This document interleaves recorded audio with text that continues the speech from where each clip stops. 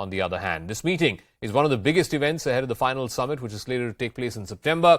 For India, which holds the current G20 presidency, it'll be a challenge to make the meeting a success, even more so because of what happened last week at the G20 finance ministers meeting, which could not agree on a joint communique because of differences over the Russia-Ukraine war. Does this war threaten India's G20 moment?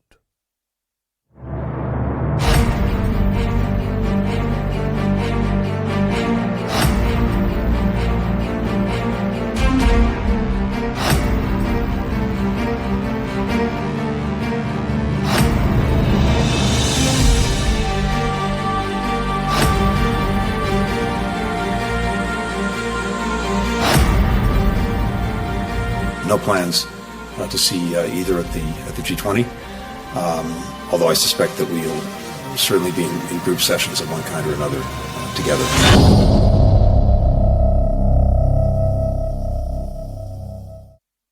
So the G20, or the Group of 20, is an intergovernmental forum comprising 19 countries in the European Union.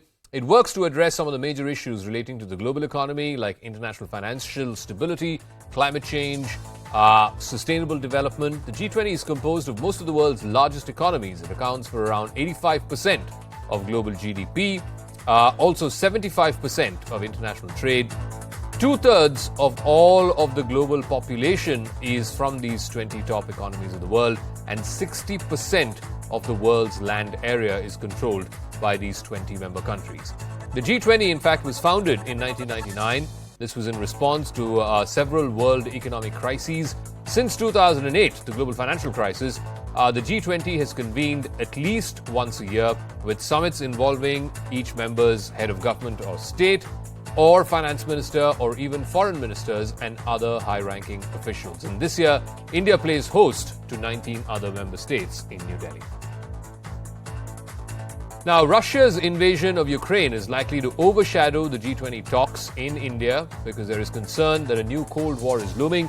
The West's focus on the all-consuming war in Ukraine, Russia will have a seat at the table after expressing reservations at the last meeting in Bali. Top U.S. diplomat, Secretary of State Antony Blinken, has confirmed that he has no plans to meet either the Russian foreign minister or the Chinese foreign minister face-to-face. But this is the first time that they will be meeting. They will be in the same room since the G20 meeting in Bali last November. Now, there's also the spy balloon fiasco. The U.S. Secretary of State has also said that he has no plans to meet his Chinese counterpart, Qin Gang, on the sidelines of the G20. Blinken had a fiery encounter with China's top diplomat Wang Yi last month in Germany after the U.S. shot down a suspected Chinese spy balloon. At that time, the United States has slammed China of unacceptable violation of U.S. sovereignty and international law. Beijing responded by saying that Washington's stance on Taiwan denied that it used the spy balloons and said that the craft was for weather research. Meanwhile, on the Indian side, the Union Minister for External Affairs, S. Jaishankar, is also set to hold over a dozen bilateral meetings with his counterparts. There is no clarity regarding the foreign ministers' meeting of Quad members because of the absence of the Japanese Foreign Minister Yoshimasa Hayashi. The State Minister for Foreign Affairs has instead been deputed. Whether the Quad meeting happens, we don't know just yet. Meanwhile, tomorrow's agenda, it includes rising food and energy prices. This, of course, is a fallout of the Russia-Ukraine war. There is the global climate challenge. There is increasing debt of developing nations, reformed multilateralism in international institutions and bodies, cooperation to counter terrorism, and, of course, the most important of all, and perhaps the one that has the longest shadow looming over the G20 meeting, is the Russia-Ukraine war. All right, let me go across to our guests who are joining us. Sushant Sareen is Senior Fellow with the Observer Research Foundation. Achal Malhotra is former diplomat. Ray Locker, Senior Journalist and author from Washington, D.C. And Fred Wire is a political analyst and Russia correspondent for the Christian Science Monitor. He's joining us live from Moscow. Sushant Sareen, let me start with you first. The G20 was not formed as a body to deal with war or to bring warring parties together. It was essentially an economic forum. But India, much like Indonesia last year, has the onerous task of doing this in the middle of a war. What are the chances that India's G20 moment, this foreign ministers' meeting, may not be able to come to a joint statement on the meeting itself because parties can't agree on the language to be used about the war? Zaka, if the finance minister's meeting was anything to go by, then this is mission impossible. In the finance minister's meeting, you could still argue that, look, we are talking about financial issues, then, why do we need to start referring to the Russian-Ukraine war? Although I think it has had a terrible bearing on the international economy, this war. It's devastated economies. It's created crazy problems for countries. But in the foreign ministers meeting, this will be a major issue. So if you couldn't resolve it then, I don't see how you're going to be able to resolve it now. And if you can't resolve it now, then that kind of muddies the waters going forward when the summit level meeting takes place. So as of now, it's likely to be a deadlock, and breaking that deadlock seems like a bit of a mission impossible to my mind. So, Achal Malhotra, what has then changed? The war was very much still on when the last G20 happened in Bali. They did get a joint communique out. You could argue with the language of it, but there was a joint communique. Have positions hardened further between the last G20 and this particular meeting in a way that, as Sushant said, it threatens the very idea that a joint communique itself may not be possible? Yes, Zaka, I think since Bali summit was held, things have gone from bad to worse. The tensions are rising between the West and Russia, with China and the United States of America. You also mentioned in your opening remarks the recent tensions which came to fore because of the spy balloons and things like that. So definitely the positions are, both sides have taken strong positions. And the British Foreign Office and the Russian Foreign Office, on the eve of the visits of their foreign ministers to New Delhi, have already issued statements which set the tone. They are already indicative of the kind of situation we are going to see when the deliberations of the foreign ministers start. British Foreign Office has given clear indications that the British Foreign Minister is going to strongly call out Russia, condemn, and reiterate the position of the G7 and other Western countries. Okay. And the Russian Foreign Ministry has also taken a very tough stand. So it looks, when it was announced that G20 Presidency India is going to hold, everybody had anticipated that this is being held in a very difficult geopolitical scenario, and India will have to face a very, kind of a challenge of its own kind. And at this point of time, it looks very difficult for India to be able to, bring about a consensus in the, conflicting positions of the two sides. Let me ask Ray Locker. The issue again comes back to Western countries led by the United States, despite this almost unending tap of weapons and military aid that's being given to Ukraine. Ukraine today is not in a position to overpower Russia and decisively win this war, at least move in that direction. And yet at the same time, the US and its European partners are not able to keep Russia or China out of the room from these multilateral forums and meetings like the G20. So you're basically putting the rest of the world between a rock and a hard place. Well, I wouldn't necessarily say that. Look, I mean, that was naked aggression on the part of Russia. You can't just let that slide and say, oh, we're just going to go to this multilateral meeting and not talk about it or not do anything about it. But just because there's no joint communique doesn't mean anything, things don't happen. There's a lot of people there having meetings. This is a chance for India to work around the margins and meet with all these different partners to do what it needs to do. And so that's what a lot of these countries will do. They'll go and they'll try to cut side deals. They'll use the opportunity of this summit to meet with people they don't ordinarily see and see what happens. And a lot of times at meetings like this, just like the UN General Assembly, that's what happens. I mean, the U.S.-Iran nuclear deal of 10 years ago, in 2015, a lot of that happened on the sidelines at UNGA. So that can happen at G20. No, but I think it is unlikely to see the U.S. that Secretary happen. of State, sorry I'm interrupting, the U.S. Secretary of State has already ruled out meeting either his Chinese counterpart or the Russian counterpart. Well, that doesn't matter. I mean, he can meet with other people. You never know. He's saying that, but he may meet with them anyways. Just because he said that now doesn't mean it's not going to happen. People bump into each other in hallways. There are surreptitious meetings. That's what happens at these things. And so I wouldn't be surprised if it happened this time. I don't think anything great is going to happen from it, but it's possible. So Fred, why are we then left with, the kind of spectacle that we saw last year when Indonesia hosted the summit? Vladimir Putin did not turn up. Sergei Lavrov, the foreign minister, did turn up. He was there for one day and then did not go for the main summit day itself. He left that very evening, and there was this whole drama around, will he attend, will he not attend, and so on and so forth. So are we to expect a similar kind of spectacle this time around as well? I mean, I would expect it. Fred Wire. Fred Wire, thank you.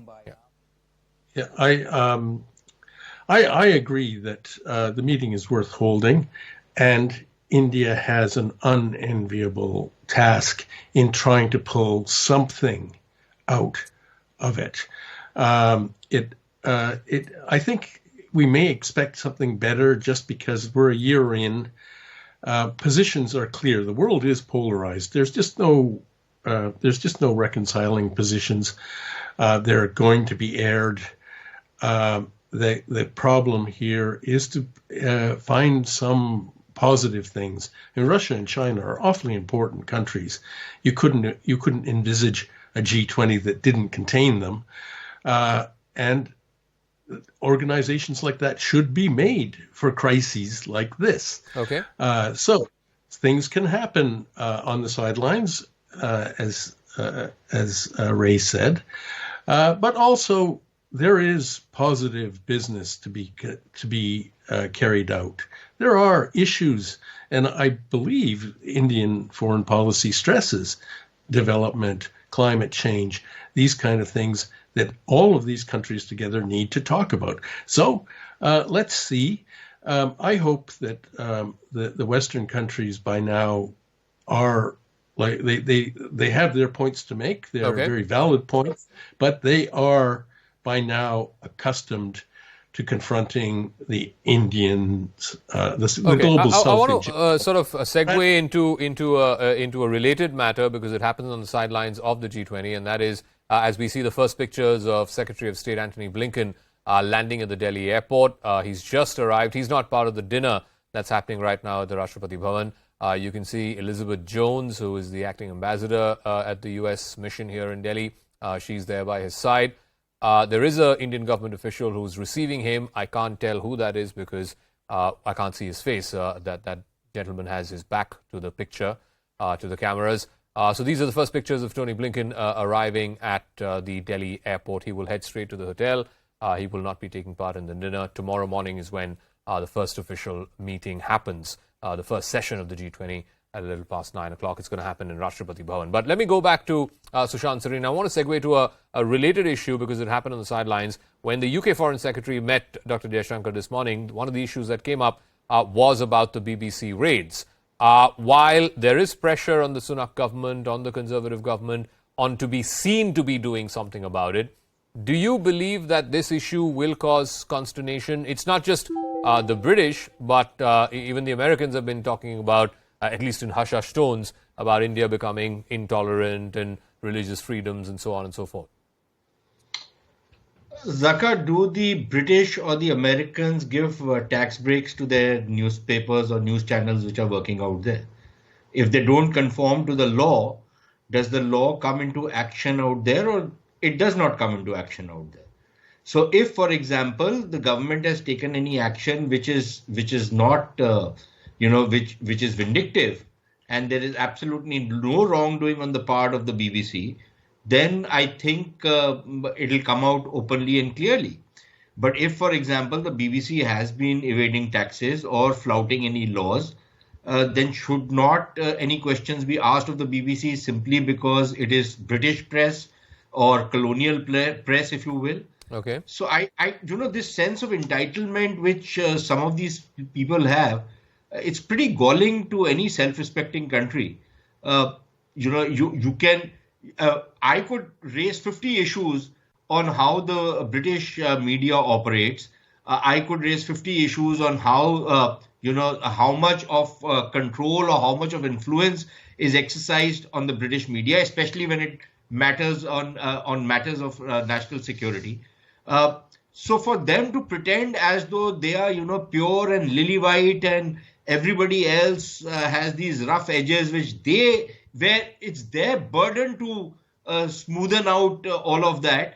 I don't think that's an acceptable thing anymore. Okay. I think we need to tell them to lay off. Achal Malhotra, there seems to be this narrative, particularly in the Western media, and you can agree or disagree with it, that on the one hand, India is, of course, a huge economy. It's a big market. Everybody is courting India. It's also a hugely important strategic player, which is why our presence in the Quad and the Indo-Pacific. But at the same time, there is this narrative that India is becoming an intolerant country, press freedoms are being trampled upon, the BBC raids, the George Soros controversy, or even today, for example, many are citing this FCRA license of one of the leading think tanks being cancelled. Is that something that India should be bothered about? No, I don't think so, because all that we are doing within the framework of our rules, regulations, and law. And as Sushant has very clearly said, if there is anything wrong about it, the accused will get scot-free. But if it is guilty, just because somebody belongs to a particular, has origins in the West and is immune from, any scrutiny, that's not acceptable. And let me add to it, Zaka, that all these Western countries have their own yardsticks to measure others. They don't look at the kind of human rights situation in their own country. Take, for example, United States of America. What is the status of, the kind of blatant racism which prevails in that country? They should first set the house in order, then only should try and comment upon the others. Okay. And they have their own so-called European Western standards and Western values, and they try to measure everybody according to those standards, which is not a correct approach. Okay, and so Ray Locker, I'll give Ray Locker and Fred Wire the final word. I'm coming back to obviously the number one issue, the issue that's going to be casting a long shadow on this meeting is going to be the Russia-Ukraine war. But have we got to a stage willy-nilly after 1 year of this war? You're seeing a very, very clear axis emerge. You have the United States, its European partners, Britain, France, Germany on the one side, firmly entrenched on the Ukrainian corner, and then you have this very, very powerful emerging axis of Russia and China. Now, you may not want to call it the new Cold War, but it seems like it has the trappings of one. No, it certainly does. I mean, and it's up to the Biden administration and its allies around the world, including India in many ways, to do something about it. I mean, it seems pretty clear to me. Whose side do you want to be on? You want to be on Russia's side? They're killing people indiscriminately. And China is kind of giving them a wink and a nod to do it. And I don't think that's the course that any really civilized country wants to go down. But by almost unendingly weaponizing Ukraine and this almost unending tap of weapons that are being provided to Ukraine, no party in this conflict seems to be incentivized to look towards a ceasefire. And that's a problem. It's like everybody wants this war to continue. This war is good business for all sides involved. Ray Locker? All right, let me ask Fred Wire that question. Okay, Fred Wire, I'll give you the final word. Yeah. Okay. Well, the war is definitely going to go on. There are no grounds for peace talks at this point, but just neither side has even the beginnings of a vision of how to end it. So we're going to see much more movement on the battlefield, and maybe, I mean, tragically, that's how it's going to play out in the coming months. As for the G20, yes, the world is polarized, but what the countries that they call the global South are standing aside. They're not part of either side in this new Cold War, and they clearly don't want to be. And I think that it matters a lot whether the Western countries, the United States in particular, can find a language to address them, which isn't this get on board the moral crusade train, because that's clearly not working. And we'll see how Russia addresses them. Russia has its own ways of talking to countries in Asia and Africa and Latin America, and they're making a lot of headway there. It has to be admitted. So this G20 can be positive.